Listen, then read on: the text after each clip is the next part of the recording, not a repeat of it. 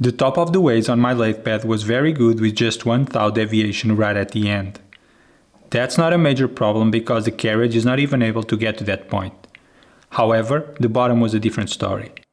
Measuring with the micrometer, I found that I had 2 thousandths growing from the headstock to the tailstock. And if the top was okay, it means the problem was at the bottom. And maybe that's why the saddle bottom plates were just finger tight from the factory. Once I tried to tighten them, they would lock up very easily. To fix this, I thought of making a jig to grind the bottom part of the bedways, but we all know that wouldn't end up well. So instead, I tried this to see if it would work. And I did it for a long time. You might think that removing 2 thou this way would take forever, and you're right. That's why before this I roughed the bottom of the ways using these diamond coated metal strips. I've only attacked the bottom part, the hardened top was never touched, except, of course, for deburring the sharp edges.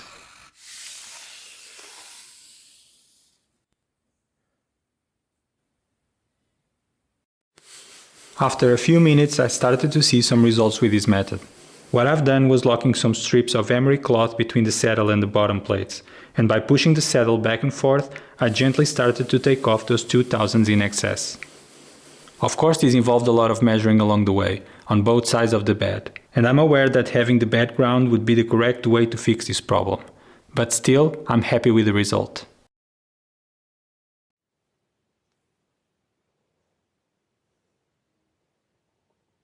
Now, you might have noticed the saddle doesn't have any paint on it, and there's a couple of extra holes drilled and tapped. We'll get to that in a minute. Before that, let's talk about paintwork. This was one of those situations, and knowing myself, I couldn't say never. So off I went with the chuck and spindle covers to the paint shop, asking for 2K polyurethane paint matching those samples. I didn't want to do any spraying outside, but also didn't want to paint the walls and ceiling, so I improvised a little booth made out of cardboard and plastic dust covers.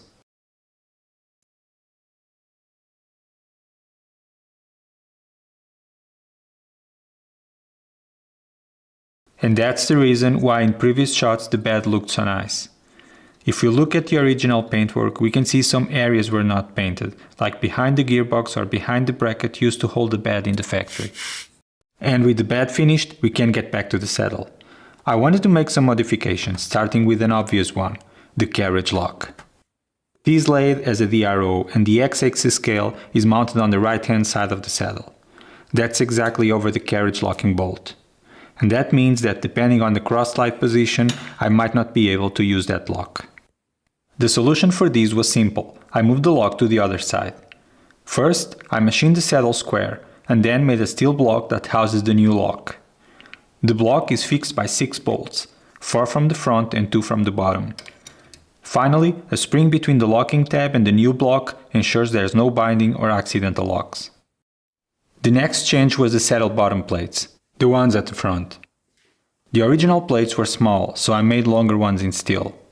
Here's a comparison between the new plates and the originals. And here's why it's so important to have a machine like this cleaned before the first use. They are shipped with grinding dust and casting sand all over them, and if we don't clean them, those particles will accelerate the wear between all mating surfaces. In fact, that's one of the reasons I took this lathe apart. I might have gone a step too far, but nonetheless, it's important to have them cleaned. I wanted to make a few more changes, including new wipers for the saddle and way covers, but I had to stop with the rebuild for a couple of months. When I picked up, I noticed the saddle was having a slight stick slip, caused by its own flat surfaces running against the bed, which is also flat, and having little clearance between the two. At that point, I wanted to scrape the saddle, to create tiny pockets that help with lubrication and breaking the vacuum, but without a scraper or a way to grind the carbide blades, I was moving slow again. And I didn't want to drag these any longer, so I decided to move forward and take care of the saddle improvements later. In a way, waiting made sense, as before making this type of changes I wanted to know if this was an actual problem running the lathe. And yes, even with way oil and felt wipers, stick slip sometimes happens, and it's something I will have to fix. And that's why I didn't paint the saddle. Yet.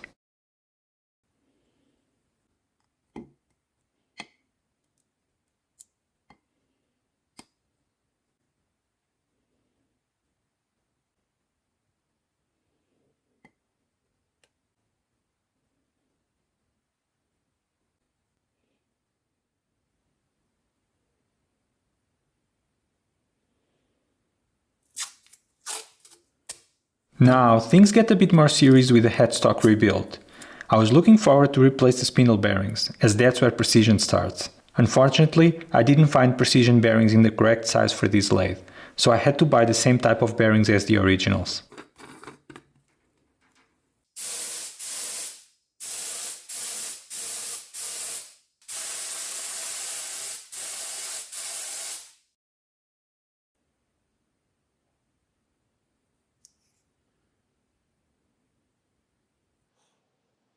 Oh, those were toasted by the way, with grinding dust all over them. I guess precision bearings do exist in this size, 45 by 75 by 20 millimeters. I just wasn't able to find them. But that's okay, we'll see how normal tapered bearings will do.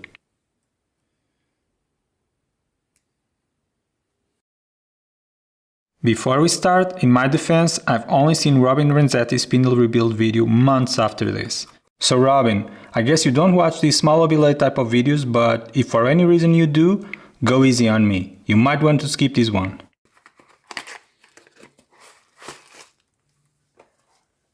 So these are SKF bearings, genuine ones, confirmed through the app.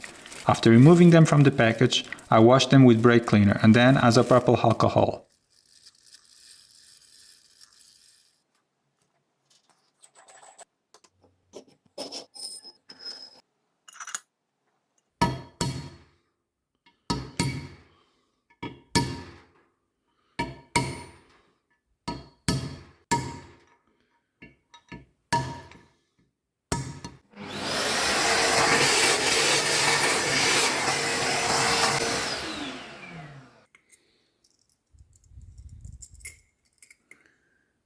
Then the inner racer with the rollers was heated to 90 degrees Celsius.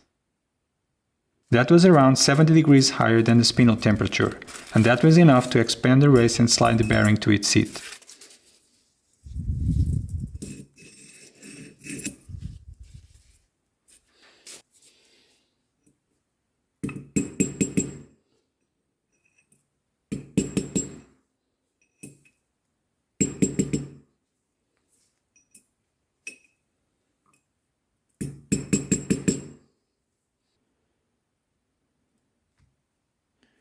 Packing the bearing now is a bit tricky, but with some patience I was able to push the grease until it started to come off from the other end.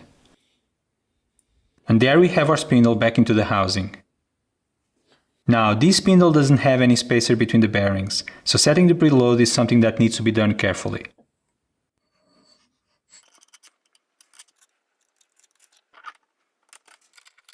But that will be done later. For now, I'll just leave them hand tight.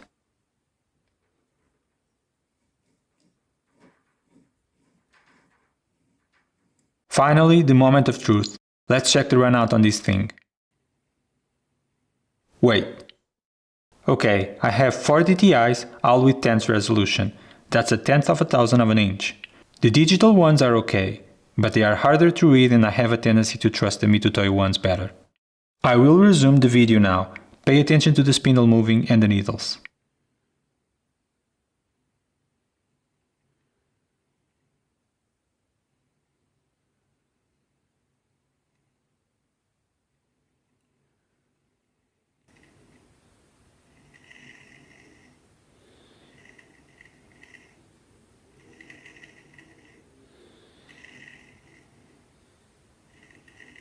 Pause.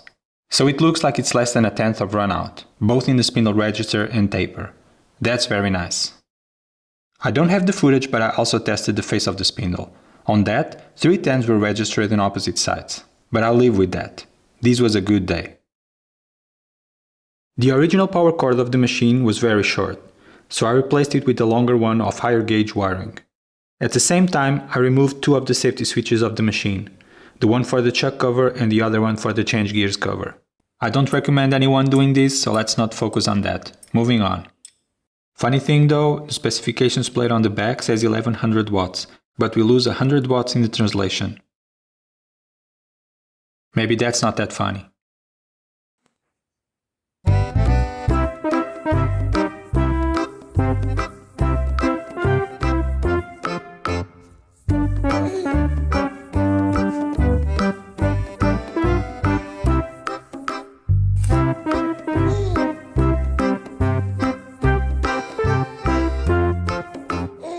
Yeah, that's in the wrong place, you dummy.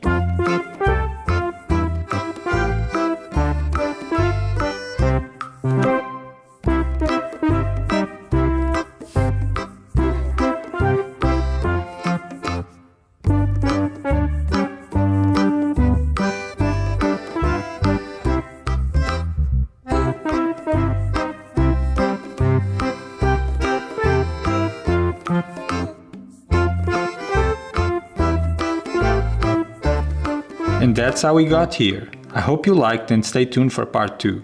Thank you for watching. Oh right, I guess you'd like to see this running. So there you go.